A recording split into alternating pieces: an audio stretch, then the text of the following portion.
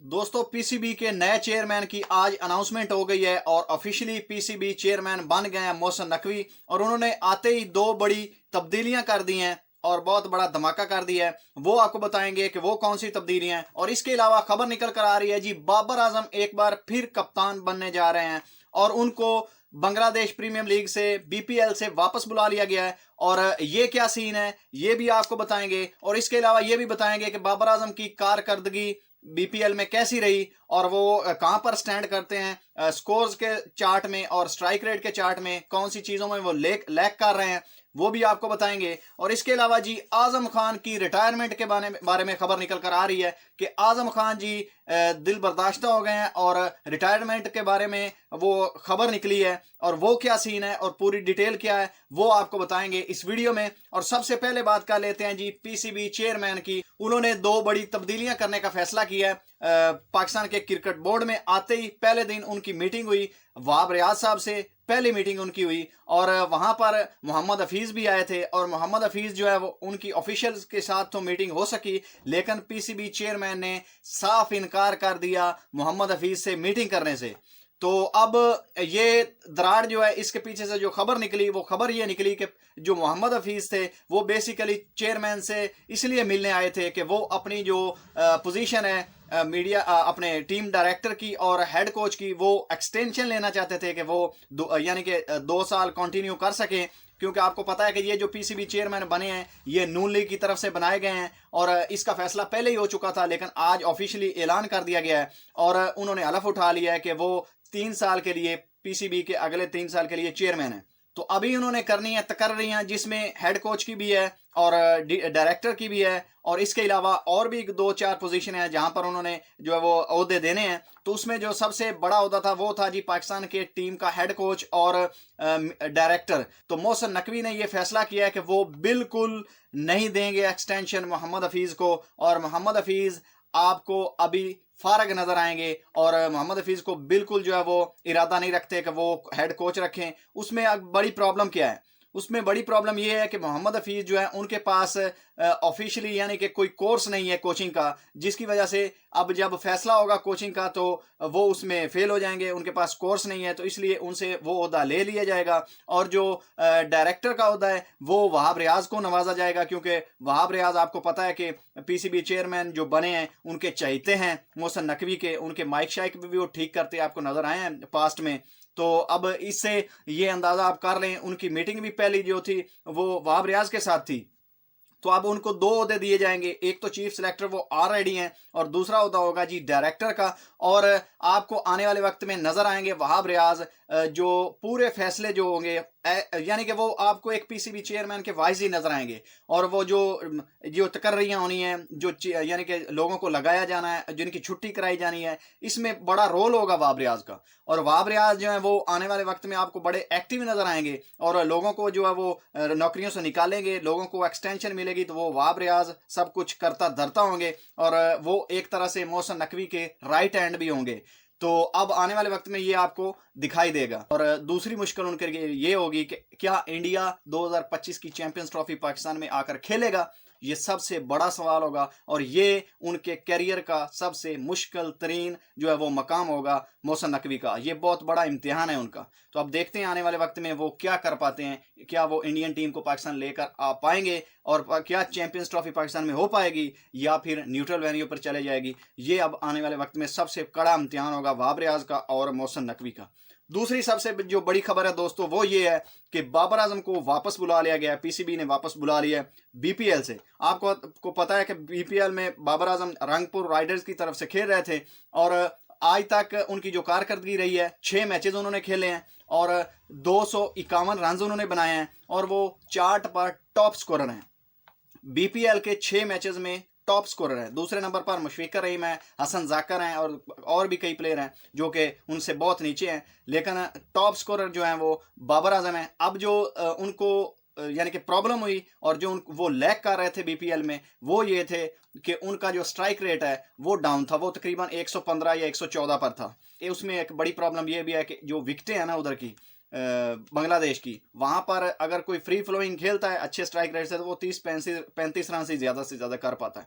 वो आपने देखा होगा, उमर ज़ई भी 30-35 रन करते हैं अगर हिट्टे लगाते हैं। शाकिब ने भी आखिरी मैच में 34 रन किए थे 20-25 बॉल पे। तो वो जो अगर लंबी इनिंग खेल ली है तो उसके लिए आपको लाजमी बॉलें यूज़ करनी पड़ती हैं।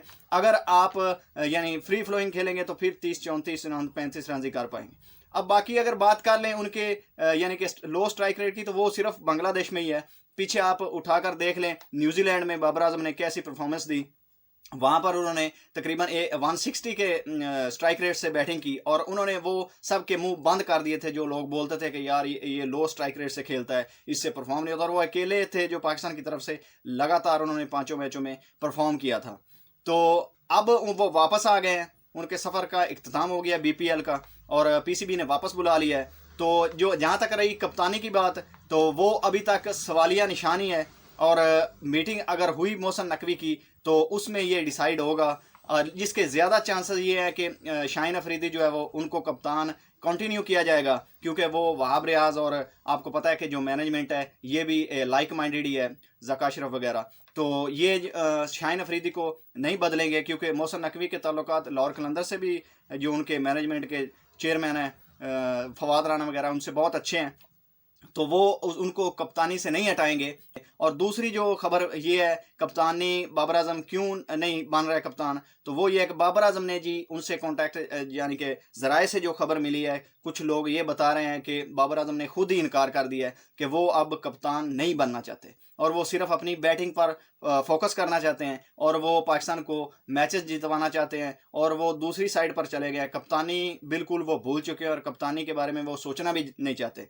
और वो उनका ये भी कहना था किसी जगह पर कि ये कप्तानी जो उन्होंने की है ठीक है, उनके लिए ऑनर ज़रूर था, लेकिन ये उनकी ज़िंदगी का सबसे जो है वो गलत फैसला था कि वो पाकिस्तान की कप्तानी उन्होंने की और जिसकी वजह से उनको क्रिटिसिज्म भी मिला, उनकी परफॉर्मेंस पर भी सवालिया निशान उठाए गए और उसके बाद फिर और भी बहुत सी कंट्रोवर्सीज हुई। तो इस वजह से अब वो कप्तानी खुद भी नहीं लेना चाहते और वो चाहते हैं कि वो एज ए प्लेयर खेलेंगे और वो कप्तानी नहीं लेंगे। तो वो कंटिन्यू किया जाएगा जी शाहीन अफरीदी को। और इसके अलावा जी मोहम्मद आमिर की भी बात हो रही है कि शाहीन अफरीदी, आपको पता है कि मोहम्मद आमिर के साथ खेल रहे थे, उनकी बहुत अच्छी अच्छी जो वीडियोस और तस्वीरें निकल कर आ रही हैं और शाहीन अफरीदी ने बयान दिया है कि मोहम्मद आमिर जो है जी वर्ल्ड कप में वापस आपको नज़र आएंगे। और मोहसिन नकवी ने भी इशारा दिया है कि जो प्लेयर्स नाराज़ हैं, जिसमें इमाद वसीम और आपके सामने हैं वो मोहम्मद आमिर, वो भी आएंगे वापस। उनको कोशिश की जाएगी कि क्योंकि आपके पता है पाकिस्तानी टीम के जैसे हालात चल रहे हैं बॉलिंग के ख़ास तौर पर, तो उनको जो है वो लाजमी टीम में वर्ल्ड कप स्क्वाड में शामिल करने की कोशिश की जाएगी। और इसके बारे में एक और मीटिंग होगी, अगर उसमें से जो खबरें निकलेगी वो आपको मैं आपके सामने रखूंगा। तो इसके अलावा जी आज़म खान की खबर निकल कर आ रही है कि आज़म खान जो है जी वो रिटायरमेंट के बारे में उन्होंने बात की है। डेजर्ट वाइपर का एक सेशन होता है, आपको पता है कि शुएब मलिक उसके होस्ट हैं, तो वहाँ पर उन्होंने बात की कि मुझे जो है ना क्लैरिटी से नहीं खिलाया जाता, जब भी टीम में मुझे शामिल किया जाता है तो मुझे ये नहीं क्लैरिटी होती कि मैं 1 मैच खेलता हूँ कि 2 मैच खेलूंगा।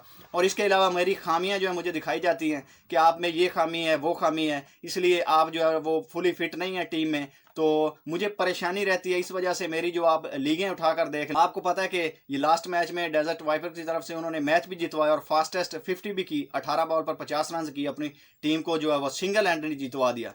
तो इसके अलावा आपने सीपीएल में भी उनकी कारकर्दगी देखी, आपने उसको पीएसएल में भी देखा है, टैलेंट में उसमें कोई कमी नहीं है। और पाकिस्तान की तरफ से इस मौजूदा जो अभी टाइम चल रहा है मिडल ऑर्डर में आजम खान के कोई करीब भी नहीं है।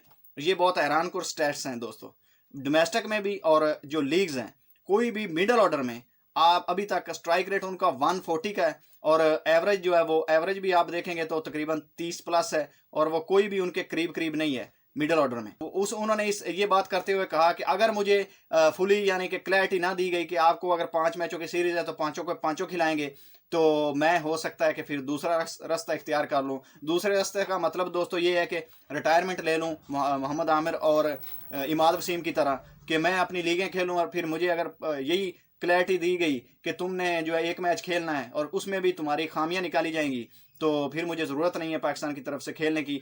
अगर ऐसे माइंड सेट है, क्योंकि मुझे बहुत प्रेशर में आ जाता हूँ और मैं अच्छा फील नहीं करता, और जिसकी वजह से मैं अंडर प्रेशर रहता हूँ और मेरी परफॉर्मेंस पे वो जो है असरअंदाज होता है सब। और आप ने मुझे देखा ही होगा कि मैं जब पाकिस्तान की तरफ से खेलता हूँ तो एक अलग ही मेरा जो है वो नज़र आता है आज़म खान, कि ये तो वो आज़म खान है ही नहीं जो लीगों में छक्के मारता है और सिंगल हैंडली मैच जितवा देता है। तो उनकी एवरेज आप अगर देख लें इंटरनेशनल में, तो वो 5 रन की है, जो 4 पॉइंट तकरीबन 96 ऐसे उनकी है, यानी कि 5 रन की एवरेज है। तो वो आप खुद ही इससे अंदाज़ा लगाएं कि कितनी इफेक्ट करती है उनको। तो ये जी पीछे की कहानी है। अब देखते हैं कि पीसीबी उनको कैसे मैनेज करता है। पीसीबी को ज़रूरत भी है T20 में एक मिडल ऑर्डर बैट्समैन की, तो अगर अच्छे से मैनेज नहीं हुआ तो फिर एक और जो है वो टैलेंट ज़ाया हो जाएगा। और मोहम्मद हारिस जो है उसके बारे में भी अभी सवालिया निशान है कि पीसीबी उसके साथ क्या करता है। लास्ट टूर पे आपको पता है कि उनको भी ड्रॉप कर दिया गया था। तो वीडियो अच्छी लगी तो वीडियो को लाइक कीजिएगा, और चैनल पर नए तो चैनल को सब्सक्राइब कीजिएगा। मिलते हैं किसी और वीडियो में, तब तक के लिए अल्लाह हाफिज़।